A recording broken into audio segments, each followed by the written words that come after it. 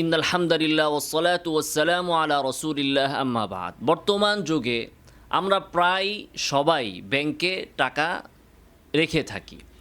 তো ব্যাংকের জমানো টাকার যাকাত আমরা কিভাবে আদায় করতে পারি এই বিষয়ে আজকে আমরা আলোচনা করব। ব্যাংকের ব্যক্তি মালিকানাধীন সকল হিসাব বা অ্যাকাউন্টের যাকাত আদায় করতে হবে। সকল অ্যাকাউন্ট যাকাতযোগ্য, অর্থাৎ ব্যাংকে চলতি হিসাব হোক, সঞ্চয়ী হিসাব হোক, দীর্ঘমেয়াদী হিসাব হোক অথবা ডিপিএস হিসাব হোক, যেটাই হোক না কেন সকল ধরনের অ্যাকাউন্ট বা হিসাবের উপর যাকাত আসবে। অতএব ব্যাংকে কারো যদি যে কোনো অ্যাকাউন্টে টাকা জমা থাকে এবং তিনি যদি সাহেবে নেসাব হন, যাকাত যোগ্য সম্পদের মালিক হন, তার অর্থ যদি যাকাতের নেসাব পরিমাণ হয়, তাহলে ব্যাংকে গচ্ছিত রাখা টাকার যাকাত তাকে আদায় করতে হবে। এক্ষেত্রে কারো অ্যাকাউন্টে যদি ট্যাক্স অথবা সার্ভিস চার্জ ইত্যাদি বাবদ ব্যাংক থেকে কিছু কেটে নেওয়া হয়, তাহলে সেটার কিন্তু যাকাত দিতে হবে না। যাকাত বর্ষ শেষ হওয়ার পর আপনি ব্যাংক স্টেটমেন্ট দেখে সেই অনুপাতে আপনি যাকাত আদায় করতে পারেন। অর্থাৎ আপনার অ্যাকাউন্টে যত টাকা বর্তমানে জমা আছে আপনি সেটার যাকাত প্রদান করবেন। এখন একটি প্রশ্ন আসতে পারে যে আমরা ব্যাংকে যে অর্থ জমা রাখি এর সাথে অনেক সময় সুদ যুক্ত হয়, যেটাকে বর্তমান প্রচলিত ভাষায় সুদ বলে না, মুনাফা বলে।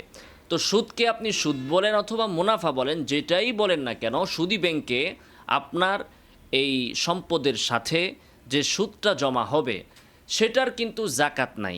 সুদের বা হারাম মালের যাকাত আসে না, বরং হারাম মাল পুরাটাই আপনাকে সওয়াবের নিয়ত ছাড়া ফকির বা মিসকিনকে যথা উপযুক্ত ব্যক্তিকে সওয়াবের নিয়ত ছাড়া সাদাকা করে দিতে হবে, দায়ী মুক্তির উদ্দেশ্যে, সওয়াবের উদ্দেশ্যে নয়, বরং দায়ী মুক্তি। যে আপনার সম্পদে হারাম, যেটার মালিক আপনি নন, এমন সম্পদ চলে এসেছে, সেটাকে আপনার সম্পদ থেকে বের করে দিয়ে আপনাকে দায়মুক্ত হতে হবে।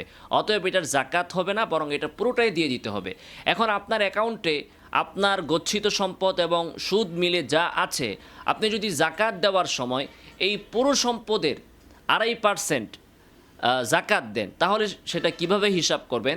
সেটা হচ্ছে যে আপনি নিয়ত করবেন যে আপনার সুদের অংশের যে 2.5% আপনি যাকাতের সাথে দিয়ে দিচ্ছেন, সেটা যাকাত হিসাবে নয়, বরং হারাম মালের 2.5% থেকে দায় মুক্তির উদ্দেশ্যে আপনি যাকাতের সাথে সেটা দিয়ে দিচ্ছেন।